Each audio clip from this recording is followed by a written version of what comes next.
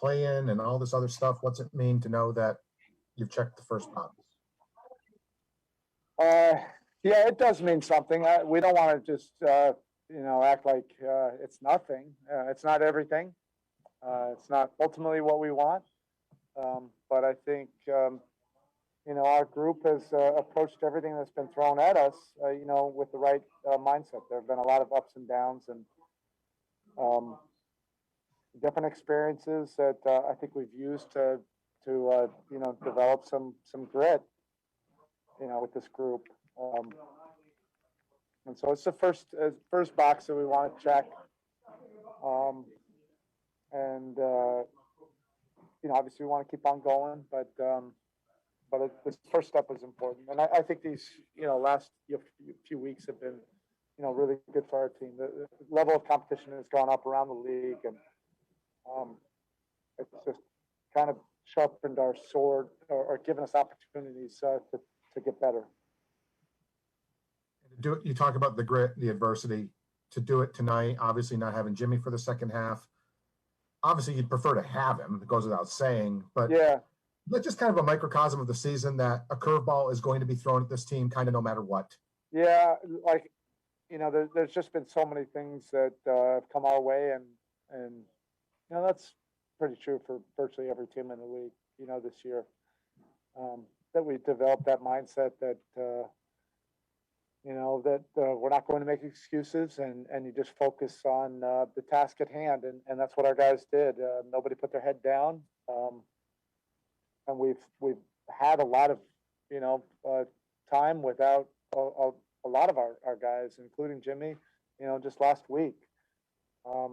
So the guys really responded in a great way, and the vibe and the energy of the group in the second half was terrific. Thank you, Erik. Next, we go to Ira Winderman. Erik, continuing off of Tim's thoughts there, Jimmy obviously is a closer. Games get close, games get tight. Everyone turns to Jimmy. How heartening is it to see that so many other guys stepped up, whether it was Duncan with 13 points in the third, Goran with 14 in the fourth, K. Nunn playing to the finish, Bam dominating in the middle, that for as much as it's great to have Jimmy, that there are other guys, and as you showed tonight, sort of other closers. Yeah, and that's who we are. We're at our best, when we have a lot of guys in rhythm, with confidence, helping each other, generate good looks. The more guys we have as true viable weapons, the better it is for our team. And I think that what was really important in the second half, a bunch of guys stepped up, but Bam really anchored us in a lot of ways that Jimmy normally does. The ball was going through him, usually to start whatever action we were getting to, and then other guys, stepped up, made a bunch of plays from there. Tyler, Goran, Duncan were all, and Kanan were all terrific in that second half. And then could you please fill us in on Jimmy? They even showed on TV Jimmy walking over to you, showing that he couldn't see or that he was having vision problems. What was that process like? It's not, from the concussion, it's more like getting smacked in the eye. And so, all of that. He was warming up and with a ball in the locker room to start the fourth quarter, gearing up, getting ready to play. But I thought it was really good for our team to be able to finish the game, and have to do it in a different way, than we did the other night when Jimmy was so spectacular in the fourth quarter. Will Jimmy be subjected to any concussion protocols that you know Not of? that I know of, but I'll find out. All right. Thank you. Congratulations. Thanks. All right, next we'll go to Will Manso. Hey, Spo, there's always the thought that you want to be peaking into the playoffs, and this team, as you just referenced the last couple of weeks, showing a lot of good signs. How close are you to being where you want this team to be as you head toward these final three games in the playoffs? Yeah, I don't know. Well, it's not like, you arrive or you feel like you've arrived. This is just a never-ending process, until the season ends.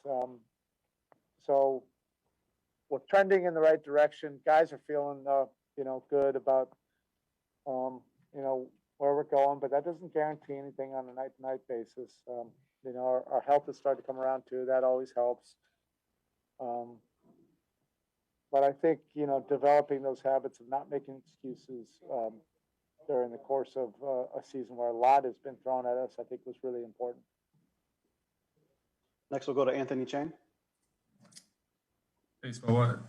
Tyler's dealt with some things this season, whether it's injury or just up and down play. But, ever since he's come back from injuries, really played well, especially offensively, and he's making a lot of shots. But aside from just making shots, what have you liked about how he's played in these 3 games since returning from the foot issue? Well, I think the whole season has been really good for Tyler to experience this. His rookie season was not typical, for most young players. And, I say this even now, look at all the rookies this year. There have been a lot of up and down moments for, virtually or the majority of them. And that's a typical season for a young player. And then you have to learn the league, face adversity,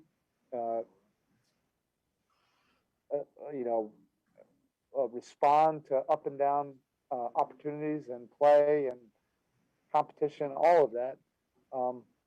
And for the most part, everything was smooth sailing last year. This year, he's had to deal with a bunch of different things, including, minor nagging injuries, storylines that are different, a role that's a little bit different. I think he just always approaches it, the right way. He comes in trying to get better, trying to make improvements to be better for the team and to impact winning. And it hasn't been just about whether he's scoring or not. I think that's always the challenge for young players is everybody wants just to see what your final line is in the scoreboard. But we're developing him, as a complete player to learn how to win, to impact winning, and he's come a long way. And I think it's been a large part because of his mindset and approach to everything. Thank you, Spo. Next, we go to Cooper Moorhead. Spo, you mentioned things running through BAM a lot tonight. With the league getting somewhat of a handle on some of what was his bread and butter, offensive actions last year, how do you think he's handled the adjustments offensively that have had to happen around him, not just through him? In what way? What do you mean? Like working the ball through the post and having to run different actions through him. Yeah, I think it's just a slight adjustment. He spent a lot of his time at the elbow and high post area, and last year and the year before. This is just getting him a little bit lower, and then we're continuing to put him in both spots. So this is just part of his constant evolution, to take on more responsibilities. And as teams scout and adapt to us, we have to continually evolve. And he's been a big part of that. His player development and his growth every single year. You can make a case that each year he's improved,